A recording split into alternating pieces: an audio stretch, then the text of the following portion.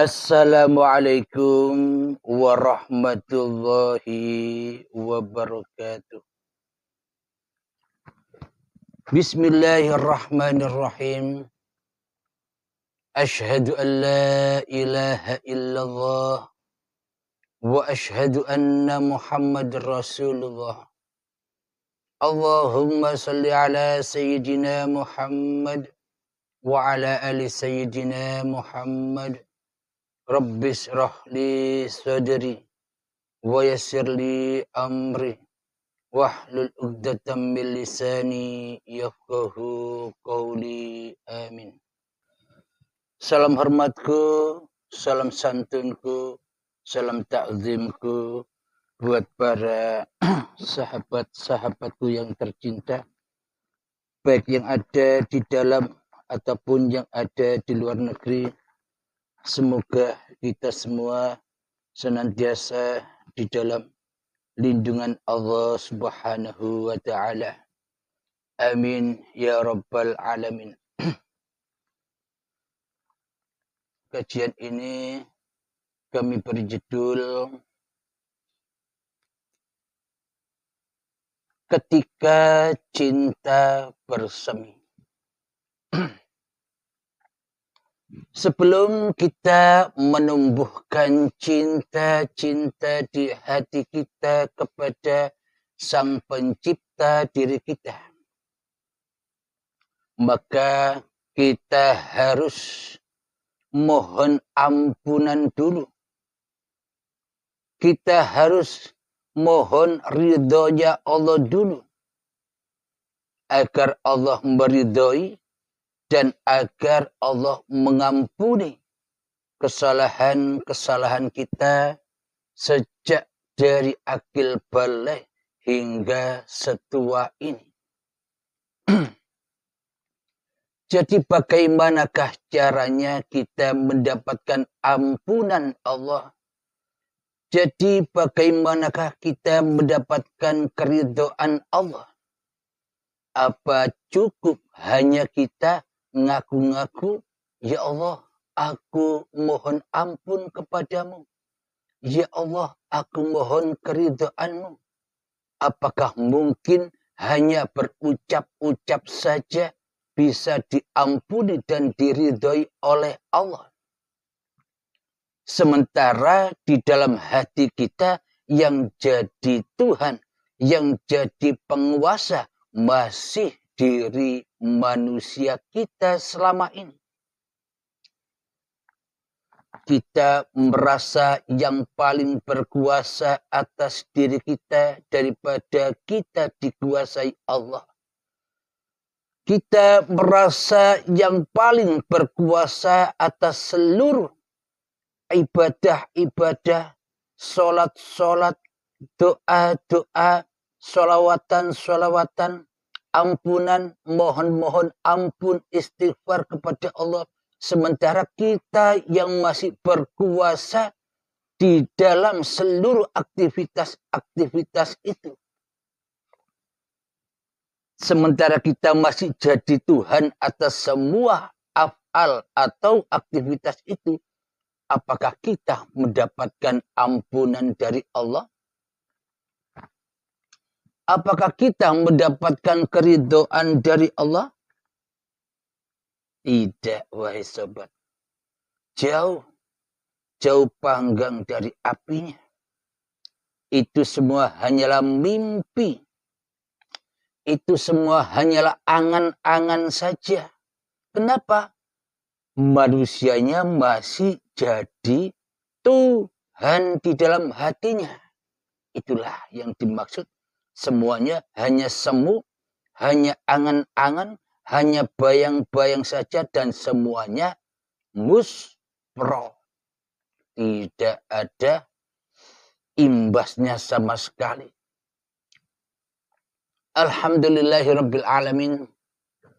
Maka di pagi ini, sebelum kita menggapai mahabbah, menggapai keridhaan Allah, maka awali dulu dengan mohon ampun yang sesungguh-sungguhnya kepada Allah. Tanpa mohon ampun, tanpa kita memohon diampuni segala dosa-dosa sejak detik-detik akil balik menjadi Tuhan hingga setua ini. Bila kita tidak akhiri perjalanan kita selama ini duduk sebagai Tuhan di dalam diri kita sendiri, maka semuanya akan sia-sia, wahai sahabat. Sholat kita sia-sia, ibadah kita sia-sia, amal-amal kita sia-sia, sholawat kita sia-sia.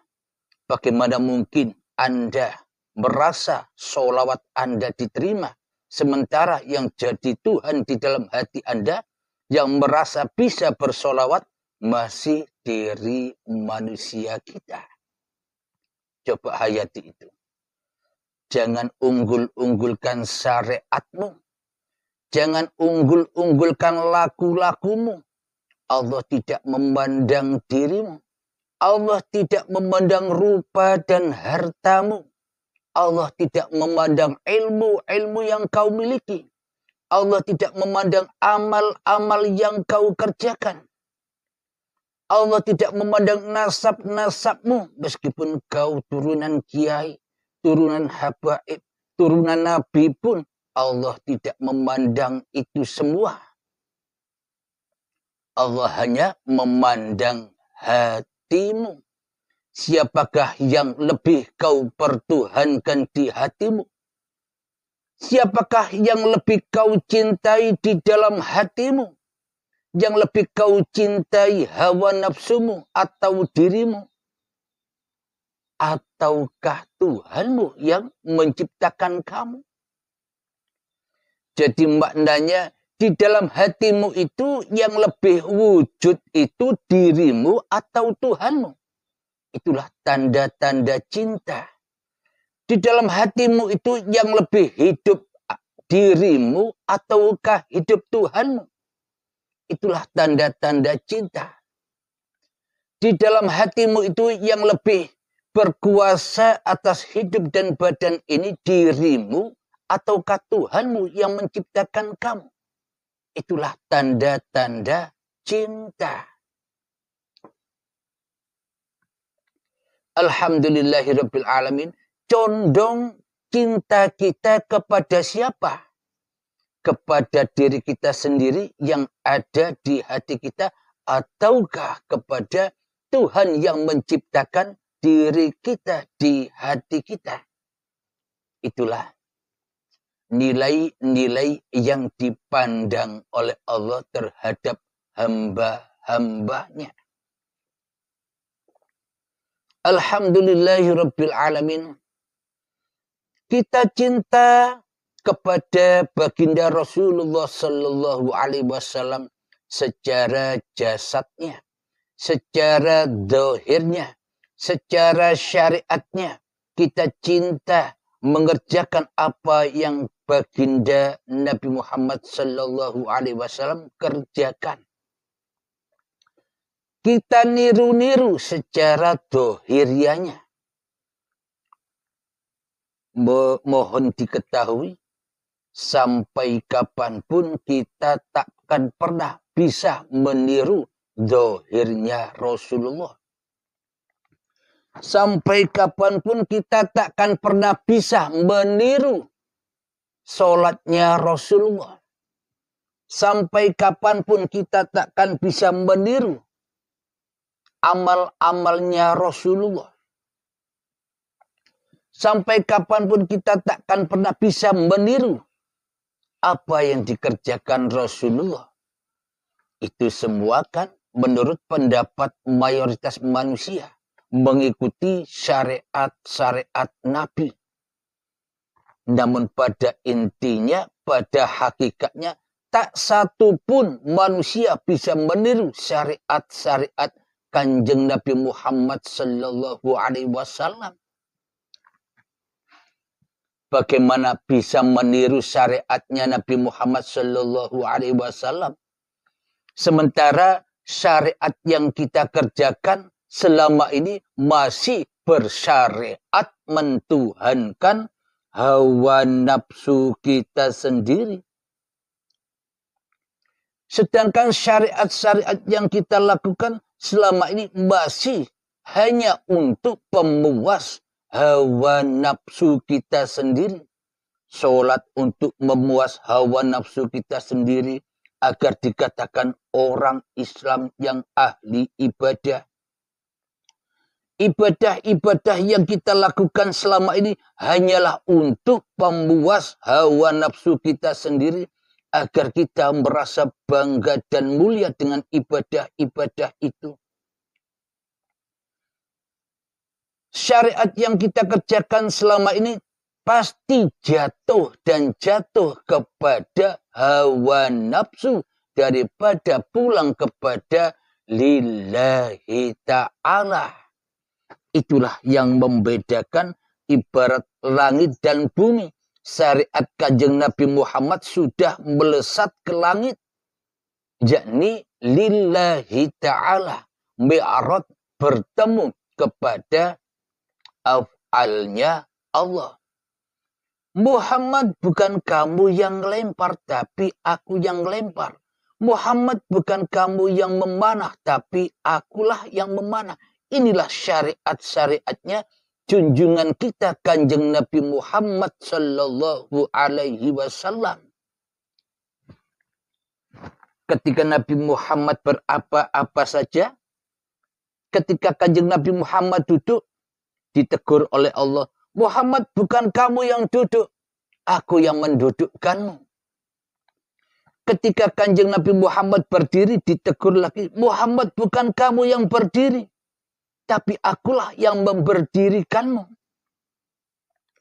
Ketika Kanjeng Nabi Muhammad sedang makan, ditegur lagi oleh Allah, Muhammad bukan kamu yang makan itu, akulah yang memeliharamu, akulah yang menjagamu, akulah yang mencukupimu, akulah yang memakanimu sejak kau dari tanah hingga setua ini.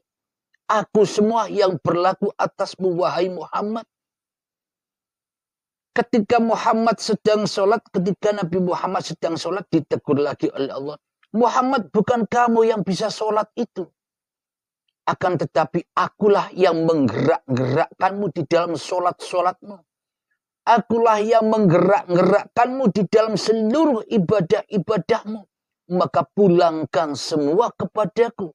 Maka pulangkan semua kepada kewujudanku daripada kewujudanmu.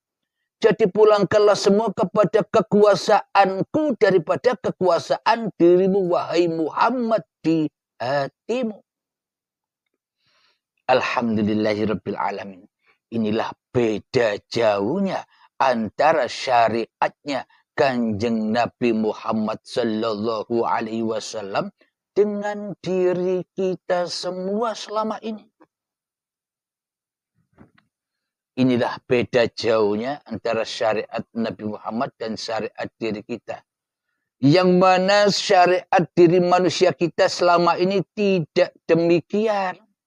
Beda jauh dengan Kanjeng Nabi Muhammad. Kita seolah-olah ngaku-ngaku menjadi umatnya Nabi Muhammad. Sementara kita tidak sadar bahwa kita selama ini tergolong menjadi umatnya Fir'aun. Tergolong menjadi umatnya Raja Abraham. Menjadi umatnya setan dan iblis yang menaungi, yang merajai di dalam hati kita selama ini. Alhamdulillahirabbil alamin.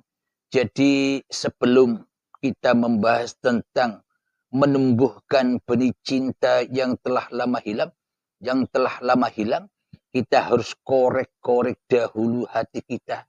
Kita harus tembaki hati kita. Kita harus ketahui kesalahan-kesalahan diri kita di dalam bertuhan. Kita harus mengetahui kedoliman kita sendiri selama ini terhadap diri kita dan terhadap Tuhan yang menciptakan diri kita.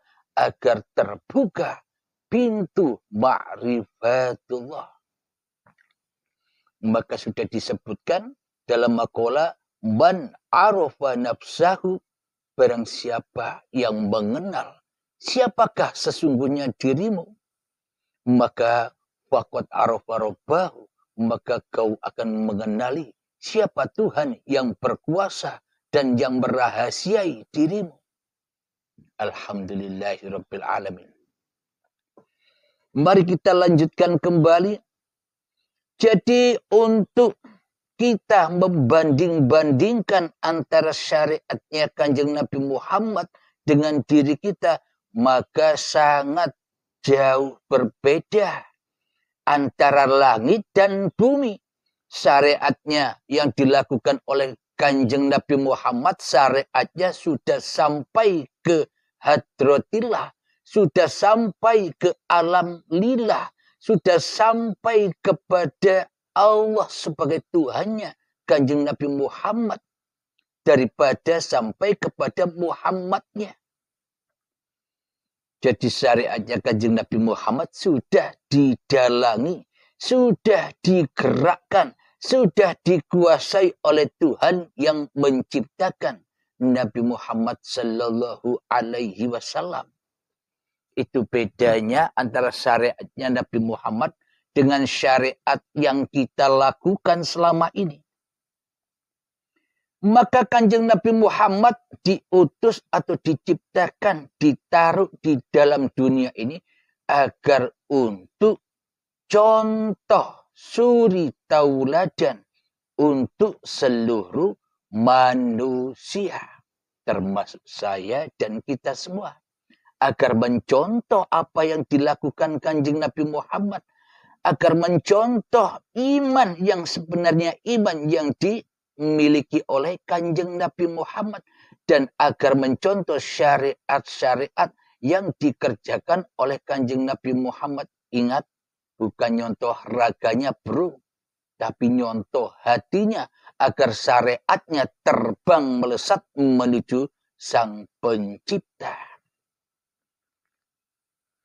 Mari kita korek-korek dahulu syariat-syariat kita selama ini yang kita bangga-banggakan.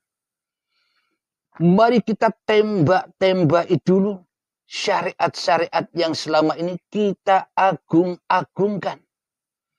Mari kita luluh lantakkan kerajaan-kerajaan hawa nafsu kita yang selama ini merasa mulia telah melakukan sebuah sholat ibadah dan bertuhankan Allah yang selama ini ternyata hanya dusta dan dusta saja di dalamnya. Kenapa harus kita obrak-abrik kerajaan-kerajaan diri kita sendiri? Kenapa kita harus melululantakan, berdemo untuk menjatuhkan kerajaan-kerajaan yang selama ini tak semestinya menduduki kerajaan hati kita? Mestinya yang menduduki kerajaan hati kita kan yang menciptakan kita.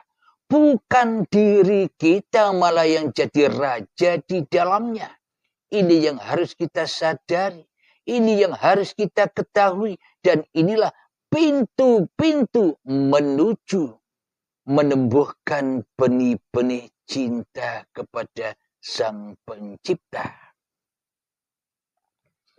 Alhamdulillahirabbil alamin. Mari kita buktikan, kita rombak pemahaman kita selama ini, kita rombak akidah dan iman kita selama ini yang ternyata salah sasaran, salah fokus.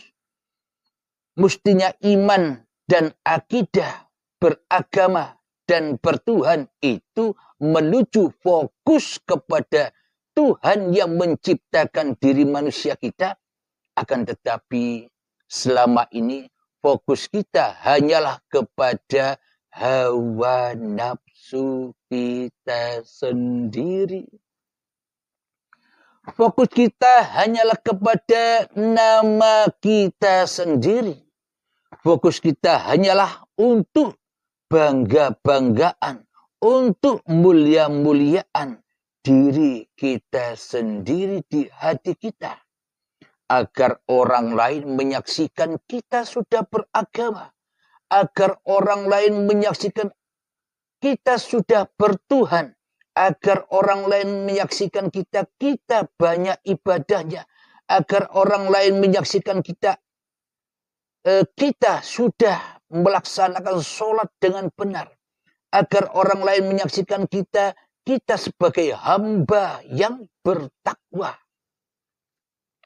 Akan tetapi semua itu hanyalah dusta belaka. Bila di dalam hati kita yang ada bukan Tuhan, tapi diri kita yang menjadi Tuhannya. Inilah bukti nyatanya bahwa kita selama ini hanyalah mentuhankan manusia daripada mentuhankan pencipta manusia di hati kita. Inilah bukti yang sangat amat nyata bahwa kita selama ini mentuhankan diri dadi pangeran, rumangsa dadi pangeran, rumangsa dadi Allah, tapi ra sadar, tapi ra krasa. Kita jadi Allah selama ini, kita ngaku-ngaku sebagai sang pencipta atas hidup dan badan kita. Kita ngaku-ngaku sebagai pencipta ibadah-ibadah kita. Kita mengaku sebagai pencipta sholat-sholat yang kita kerjakan. Kita menjadi pencipta atas ilmu-ilmu yang kita dapatkan. Kita merasa menjadi pencipta, penguasa amal-amal yang sudah kita lakukan. Tapi kita tidak sadar bahwa semuanya berpulang kepada li nafsi. Pulang untuk memuaskan hawa nafsumu dewe. Akhirnya kita bangga dengan apa yang kita lakukan. Akhirnya kita merasa mulia dengan apa yang kita kerjakan. Kenapa kita merasa bangga dan mulia? Karena manusia sama-sama melihat ke arah kita. Dan karena kita selama ini hanya mentuhankan manusia daripada mentuhankan Allah di hati kita. Cek hati kita. Siapa yang ada? Wujud diri kita ataukah wujudullah yang berkuasa atas diri kita. Alhamdulillahirabbil alamin. Jadi mengingat lagunya Pasha Ungu di pembukaan tadi, yakni Allahu Akbar, Allah Maha Besar, memohon ridho dan ampunan. Lalu bagaimana mungkin kita mendapatkan ridho dan ampunan Allah di hati kita, sementara yang maha besar, yang maha agung, yang maha mulia di hati kita masih diri kita, masih hawa nafsu kita. Mana mungkin dapat ampunan, mana mungkin dapat keridhoan, sementara hati kita tidak ridho bila Allah itu Tuhan. Sementara hati kita tidak ridho bahwa hidup ini Allah. Sementara kita tak ridho bahwa gerak ini geraknya uripe Allah. Bagaimana mungkin kita mendapatkan ridho dan ampunan dari Allah? Sementara kita tidak ridho di dalam hati kita bila ada Tuhan selain diri kita di hati kita. Coba hayati sobat, coba tafakuri 1 menit saja. Coba hayati dan tafakuri. Sekarang mulai tafakuri, mohon.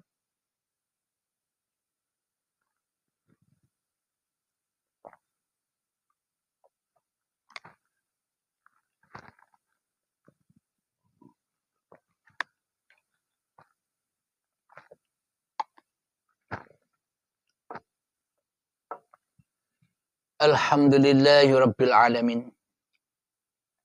Nyata bukan? Jelas bukan? Siapa yang wujud di hati kita? Jelas bukan? Siapa yang hidup di hati kita? Jelas bukan? Siapa yang berkuasa di hati kita? Jelas bukan? Selama ini ternyata bukan Sang Pencipta. Selama ini ternyata bukan Allah. Tapi hawa nafsu kita sendiri yang menyerupai Allah. Itulah tanda bukti kita selama ini ngaku-ngaku jadi Allah, ngaku-ngaku jadi Gusti, ngaku-ngaku jadi Pangeran, ngaku-ngaku jadi Tuhan, tapi buta, tapi rakroso. Karena iblis setan lebih kita cintai di dalam hati kita daripada mencintai Allah. Itulah bukti bahwa kita selama ini bukan hamba Allah, tapi hambanya setan. Kita selama ini tidak pernah sholat dan mengabdi kepada Allah, tapi sholat, ibadah, dan mengabdi kepada setan. Karena salah Tuhan tidak seperti Tuhannya Kanjeng Nabi Muhammad Sallallahu Alaihi Wasallam. Coba tafakuri, coba hayati.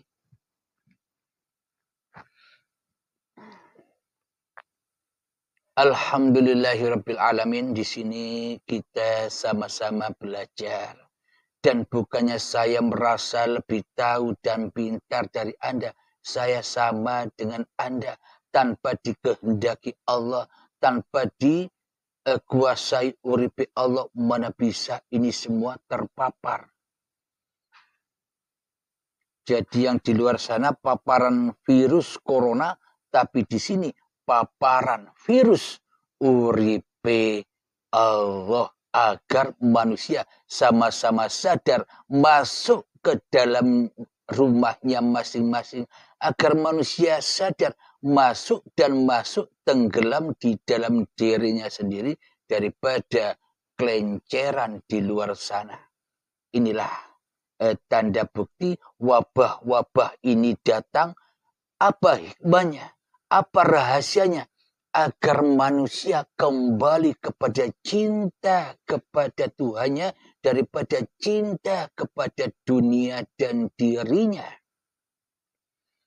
Jadi munculnya wabah ini adalah hikmah yang agung di sisi Tuhanmu yang telah menciptakan kamu. Supaya apa? Supaya kita tidak delewer iman kita. Supaya kita tidak sesat iman kita. Maka diperintahkanlah kita jangan kumpul-kumpul. Masuklah ke dalam rumahmu. Berlindunglah ke dalam rumahmu. Agar kau selamat dari virus-virus wabah corona. Ini sama halnya dengan iman. Jadi datangnya virus corona ini hakikatnya Allah mengikat, memaksa diri kita agar kita kembali ke jalan Allah. Saking cintanya Allah kepada ciptaan-ciptaannya. Saking sayangnya Allah terhadap diri kita semua. Sehingga diturunkanlah wabah ini. Supaya sadar. Bila engkau itu bukan Tuhan. Tapi hanya ciptaan Tuhan. Supaya kita sadar. Alhamdulillahirabbil alamin. Jadi bagaimanakah untuk kita bisa mendapatkan ampunan Allah? Jadi bagaimanakah kita agar kita bisa mendapatkan keridhaan Allah? Jadi kuncinya, tolong diingat-ingat kuncinya. Bila kita ingin ampunan Allah, mengharap ampunan Allah, mengharap keridhaan Allah, maka syaratnya adalah Irji'i ila rabbiki radiyatan mardiyah. Pulanglah, kembalikanlah hidup dan badan yang selama ini aku akui sebagai hidup dan badanmu dengan rela dan ridho. Syaratnya begitu untuk mendapatkan ampunan Allah dan keridhaan Allah. Namun bila kita belum ridho, tidak ridho bila hidup ini Allah dan badan ini milik Allah, akan tetapi kita kuasai masih hidup milik kita dan badan milik kita, mana mungkin Allah akan ridho? Mana mungkin Allah akan ridho terhadap diri kita sementara kita balelo, sementara kita syirik, sementara kita mensekutukan Allah dengan diri kita sendiri di hati kita. Mana mungkin datang ampunan? Semuanya hanyalah mimpi belaka. Semuanya hanyalah sia-sia belaka. Semuanya hanyalah angen-angen adine dewe. Alhamdulillah. Mohon maaf sahabat.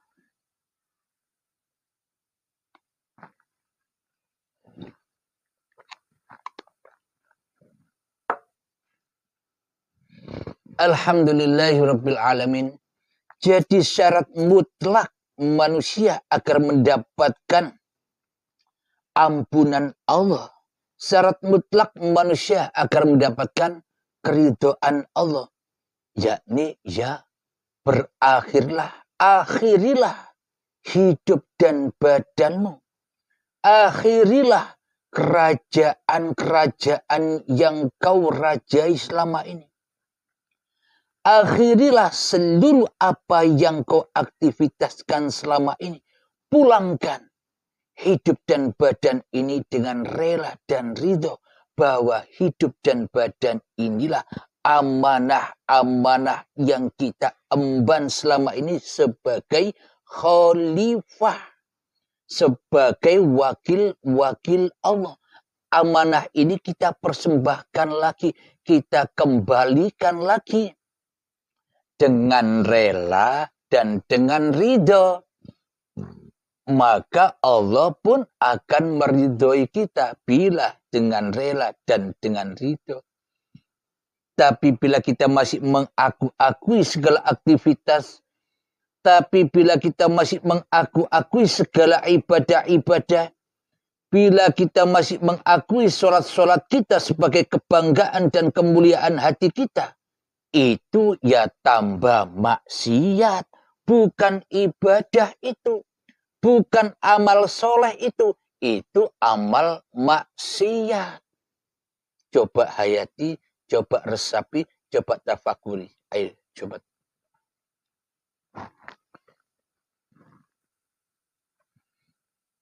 Dikira mendapat ampunan Allah, dikira mendapat keridhaan Allah dengan sholat-sholatmu, dengan ibadah-ibadahmu, dengan kedermawananmu, dengan kebaikanmu. Jauh sahabat, jauh. Jadi bila kita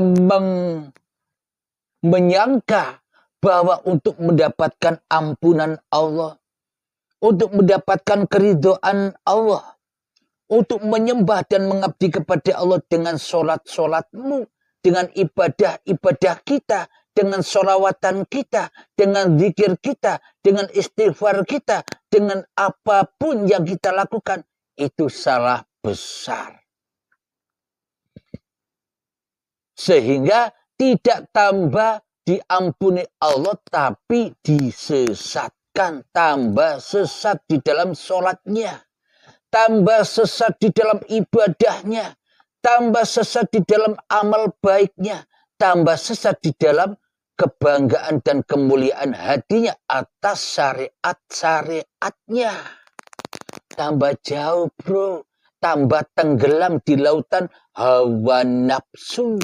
Maka dari itu hawa nafsu itu lautan merah. Anda untuk menyeberangi lautan merah butuh tongkat, yakni baiat. Jadi tergantung diri Anda masing-masing melewati lautan merah itu dengan berenang, dengan cara Anda sendiri, silahkan. Semua diperjalankan masing-masing. Jadi untuk melewati lautan merah itu ya harus dengan tongkatnya Nabi Musa agar terbelah ombak kanan dan ombak kiri.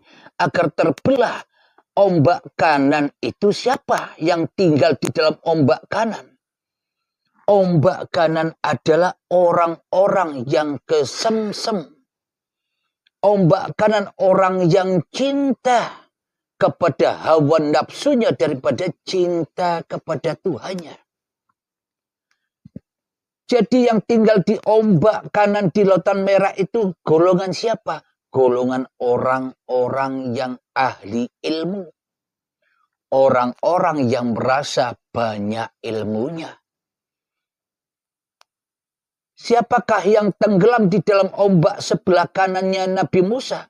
Orang-orang yang merasa banyak ibadah-ibadahnya sehingga terlena di dalam hawa nafsunya, sehingga terlena di dalam kebanggaannya, sehingga terlena di dalam merasa mulia atas sholat dan ibadah yang sudah dikerjakannya.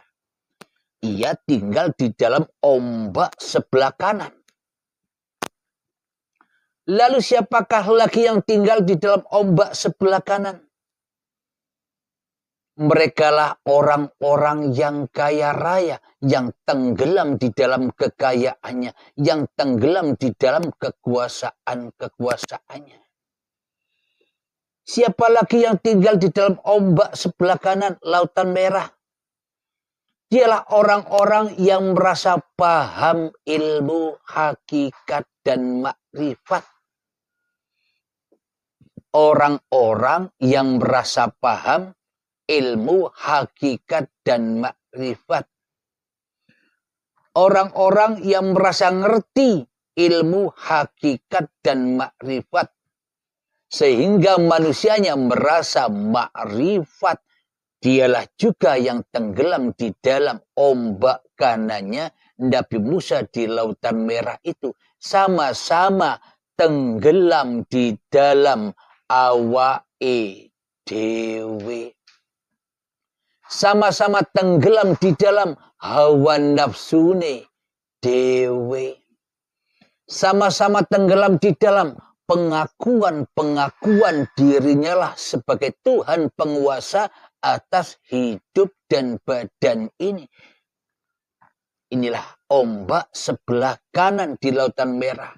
Aplikasi praktek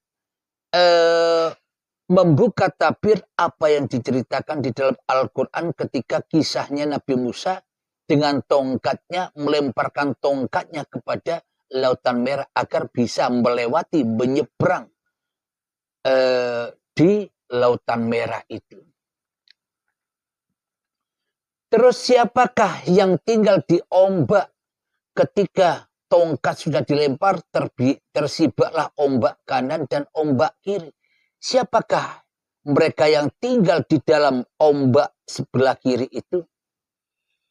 Yang tinggal di dalam ombak sebelah kiri adalah orang-orang miskin yang sombong dengan kemiskinannya. Orang-orang yang susah, yang sombong dengan kesusahannya. Mereka sama-sama larut tenggelam di dalam kesedihan. Mereka sama-sama larut tenggelam di dalam penderitaan. Soalnya keadaannya dituhani oleh hawa nafsunya daripada dituhani oleh Tuhan yang menciptakannya. Jadi ombak sebelah kiri siapa lagi yang tinggal di dalamnya? Orang-orang yang ahli maksiat secara syariat. Ia merasa banyak dosa atas meninggalkannya syariat-syariat agamanya. Agama apa saja? aliran apa saja, golongan apa saja, mereka terbelenggu dengan merasa sedih akibat ia menjauhi agamanya. Jadi di dalam ombak kiri itu golongan orang-orang yang susah. Tapi kesusahannya diakui, susahnya itu milik dirinya. Sehingga menyiksa batinnya. Sama-sama tenggelam di dalam dirinya sendiri. Ombak kanan tenggelam di dalam dirinya sendiri. Ombak kiri tenggelam di dalam dirinya sendiri. Jadi bagaimana cara menyelamatkan diri? Ya kita ikuti jalan tengah antara ombak kanan dan ombak kiri. Jangan kau lihat ombak kanan dan kiri, lurus saja. Tempuh itulah jalan Shiratal Mustaqim. Tempuh itulah jalan rahmatan lil alamin. Itulah jalan pintu taubat dan jalan pintu keridhaan Allah. Jadi harus punya tongkat untuk menyibak hawa nafsu lautan merah itu. Alhamdulillahirabbil alamin. Inilah bukti-bukti yang sangat nyatanya bahwa kita selama ini hanya menyaksikan lautan merah saja, tak mampu nyebrang karena tak punya kendaraan untuk nyebrang. Kita hanya menyaksikan hawa nafsu kita saja dengan kebodohannya, karena kita tidak tahu ilmunya.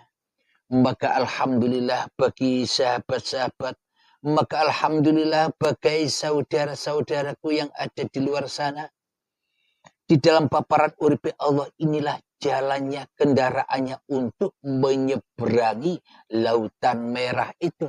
Jalan untuk berkendara di dalam Shiratal Mustaqim, menembus, meniti ampunan dan keridhaan Allah. Alhamdulillahirabbil alamin. Saya buka sedikit tentang tongkatnya Nabi Musa. Jadi bagi yang sudah berbaiat ya sudah ada di dalam tongkat itu. Jadi yang dimaknai tongkatnya Nabi Musa, biasanya tongkat itu kan dari kayu. Kayu itu pohon. Kira-kira kayu atau pohon itu, kayu itu nama bahasa Jawa, kayu atau bahasa Indonesia. Akan tetapi makna hakikat nama kayu itu kan apa? Hayyun, hidup. Uripe Allah. Coba kita resapi, kita pahami. Kayu atau pohon, bila tidak ada uripe Allah, apa akan tumbuh pohon itu? Bila tak ada urip yang menghidupi kayu itu, apakah kayu bisa dikatakan sebagai kayu tanpa uripe Allah? Nah, itulah tongkat yang harus kita miliki. Kayu hayyun. Apa makna kayu hayyun itu? Bismillahirrahmanirrahim. Maknanya jangan kau akui lagi bahwa hayyun itu hayyunmu. Jangan kau akui lagi bahwa hidup ini hidupmu. Jangan kau akui bahwa hayat ini hayatmu. Itulah jalan untuk menyibak, melempar lautan merah kita, lautan hawa nafsu kita, agar tersibak jalan ampunan dan jalan rahmatnya Allah. Alhamdulillahirabbil alamin. Sama dengan kisahnya Sunan Kalijaga, menjaga kali dengan tongkatnya. Kali itu apa maknanya? Hawa nafsunya. Jogo hawa nafsu ini dengan tongkat hayyun sama. Alhamdulillahirabbil alamin. Jadi tongkat itu sudah ada di dalam dirimu. Bisa kau raih atau tidak tongkat itu. Apa tongkat itu? Ya iman. keyakinan di dalam hakul yakin bahwa benar-benar Allah itu lebih nyata daripada dirimu. Yakin seyakin-yakinnya Allah itu lebih wujud daripada wujudmu.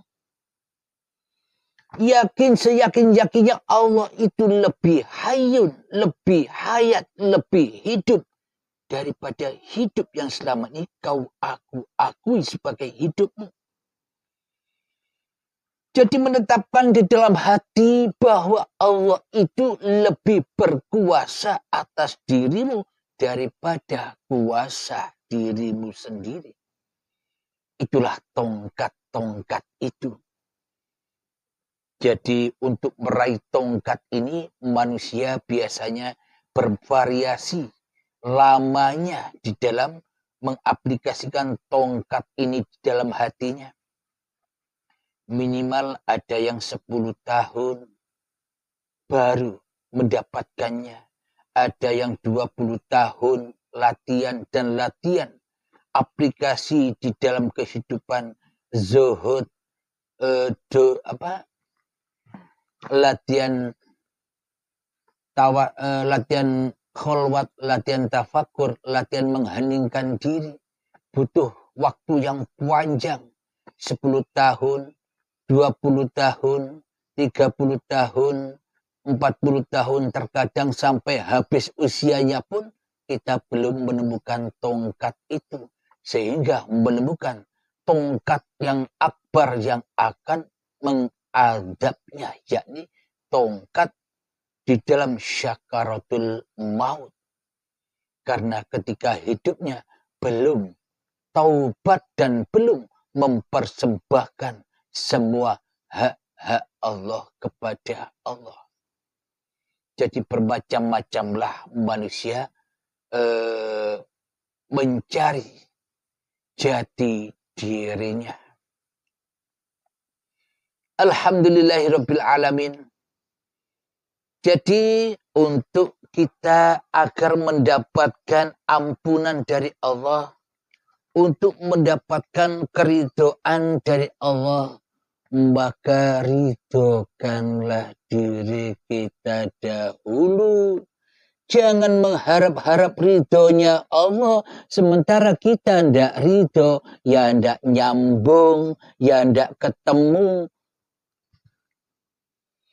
Kita di dalam hati kita mengharap-harap keridhaan Allah, tapi kita tidak ridho bila kita tak ada.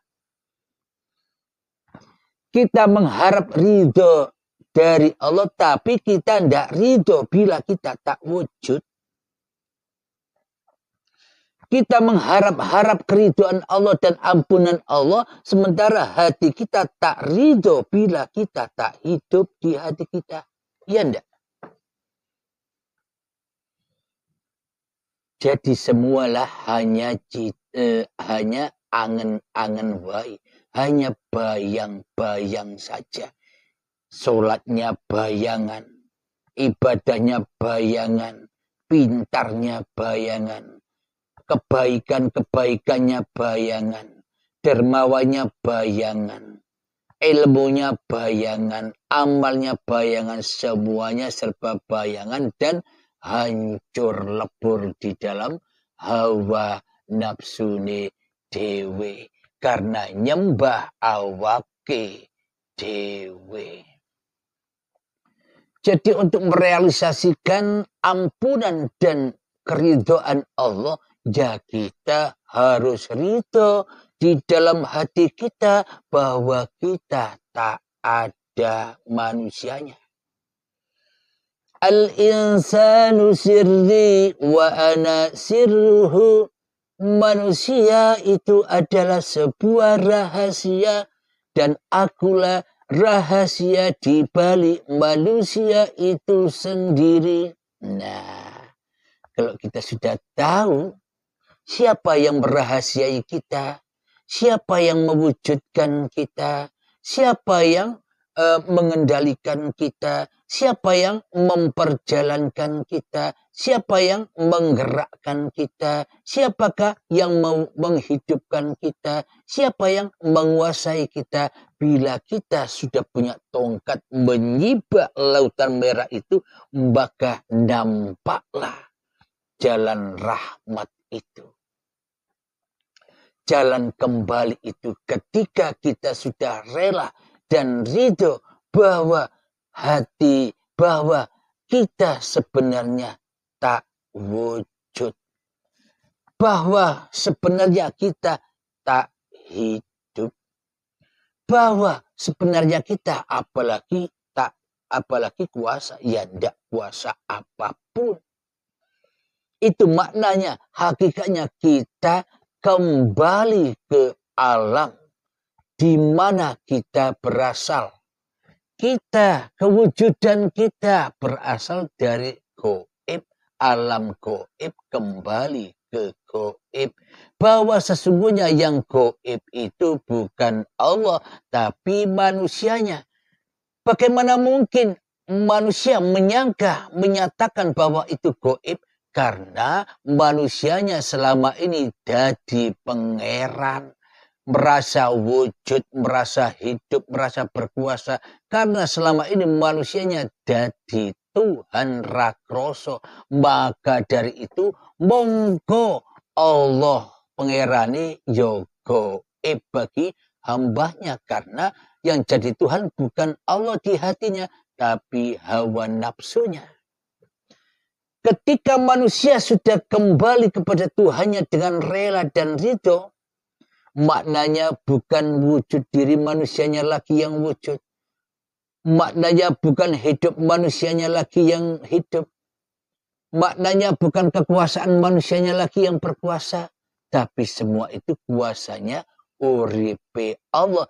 Bila di dalam hati kita memahami dengan rela dan ridho, semua dikembalikan kepada Allah, berarti kita terbang kembali ke asal muasal diri kita. Dari yang Adam kembali kepada keadaman. Dari yang tiada kembali kepada alam ketiadaan. Dari yang gaib maka kembali kepada kegaiban manusianya. Sesuai di dalam surat Al-Insan ayat pertama. Sudahkah datang kepadamu suatu saat belum ada sesebutannya, tidak seperti apa-apa dan pun tidak seperti siapa-siapa. Itulah hakikat manusia itu. Laisa kamitslihi syai'un, itulah manusia yang tidak bisa berapa-apa dan yang tidak bersiapa-siapa siapa. Akan tetapi Allah lah, la ilaha illa anta subhanaka inni kuntu minadh dhalimin. La ilaha illa anta al-malikul haqqul mubin. Jadi hanya engkau lah ya Allah yang nyata dan jelas kewujudan, kehidupan dan kekuasaannya. Inilah kebalikan dari laisa kamitslihi syai'un. Akan tetapi mayoritas semua manusia meyakini Allah lah yang laisa kamitslihi syai'un. Mayoritas semua manusia meyakini di dalam hatinya Allah itu maha gaib. Kenapa? Karena manusianya tidak rela dan tidak ridho kembali kepada Allah. Karena manusia hatinya masih suka, masih cinta kepada dirinya, masih cinta kepada syaitannya daripada cinta kepada Allah. Bagaimana mungkin Allah akan mengampuni hati kita? Bagaimana mungkin Allah akan meridhoi hati kita? Sementara kita tidak ridho di dalam hati kita bahwa Allah itu yang berkuasa atas diri kita. Kita tidak mau dikuasai Allah. Mana mungkin dapat ampunan dan dapat keridhaan Allah. Sementara kita lebih ridho kepada hawa nafsu kita daripada ridho kepada Tuhan kita. Alhamdulillahirabbil alamin. Semoga pertemuan kita di pagi hari ini bisa mendapatkan hikmah-hikmah di dalamnya. Kita merasa tertembaki dengan paparan ini. Kita merasa ditelanjangi dengan paparan ini. Kita merasa ombang-ambingkan iman akidah kita yang selama ini ternyata salah. Semoga dengan paparan-paparan ini maka tersibak jalan lurus yang menyibak lautan merah, lautan hawa nafsu kita agar terang benderang jalan rahmat menuju Allah itu. Ihdinas siratal mustaqim. Berilah kami jalan yang lurus pulang kepada Allah, bukan jalan-jalan seperti jalan syariat itu. Siratal ladzina an'amta alaihim, yakni jalan seperti jalan mereka yang telah engkau beri nikmat. Siapa mereka yang engkau beri nikmat? Ya orang-orang yang sudah lulus sampai kepada Tuhannya. Akhirnya nikmat, enjoy saja. Bila hatinya masih takut dengan dirinya, ya akhirnya disiksa terus. Alhamdulillahirabbil alamin. Semoga saya khususnya dan semoga sahabat-sahabatku juga kita dilindungi oleh Allah, ditunjuki oleh Allah, dituntun oleh Allah kepada jalan kembali kepadanya. Dan semoga kita mendapatkan ampunan Allah, mendapatkan keridhaan Allah subhanahu wa ta'ala. Amin ya rabbal alamin. Sebelum kita akhiri pertemuan ini, marilah kita gembah-gembahkan contoh sebaik-baik contohnya manusia, yakni Kanjeng Nabi Muhammad itu secara syariatnya. Akan tetapi di sini yang kita kaji hakikatnya, yakni uripe Allah lah yang bersolawat. Maknanya uripe Allah lah yang menghidupi Muhammad, yang menghidupi para malaikat, dan yang menghidupi alam semesta ini. Inilah yang dimaksud sholawat itu. Agar hati kita tidak zalim lagi kepada Allah. Allahumma sholli ala Sayyidina Muhammad وأشغل الظالمين بظالمين اللهم صل على سيدنا محمد وأشغل الظالمين بظالمين وأخرجنا من بينهم سالمين وعلى آله وصحبه أجمعين